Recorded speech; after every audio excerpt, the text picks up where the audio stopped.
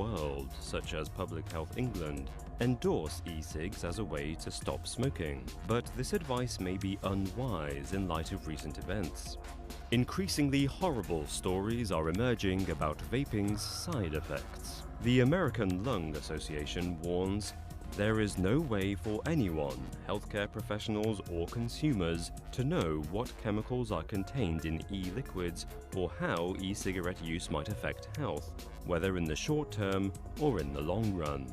But despite this, figures from the Center for Disease Control show that around 10% of American adults use an electronic cigarette, rising to 15% for those under 40.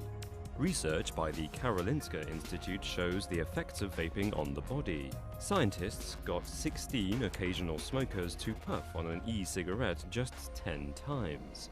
Within an hour, subjects experienced a rapid rise in their levels of endothelial progenitor cells. This causes huge damage to the inner lining of their blood vessels. And it does not end there. Dr. Frank Leone, Associate Professor of Medicine at the University of Pennsylvania, says the cocktail of chemicals in e-cigarette vapor could be covertly destroying human cells. Leone says those chemicals have deleterious effects on the body that may be completely different from the carcinogens in regular cigarettes. We just don't know. Then, a 2015 study at Harvard University found that chemicals in vaping liquid damage the lungs, creating scar tissue that can block air passages. This can lead to the fatal condition bronchiolitis obliterans. In severe cases, sufferers of this irreversible disease must undergo lung transplants as their ability to breathe becomes restricted. It is most common amongst veterans who have spent time around burn pits. These are open-air military areas where trash is set aflame, releasing noxious chemicals into the atmosphere. The study suggests that vaping can have the same effect as this. There has also been an upsurge in vaping-related injuries and deaths in the last 5 years. Together, these suggest that the impact of the habit may not yet be fully known. The devices themselves can be very dangerous.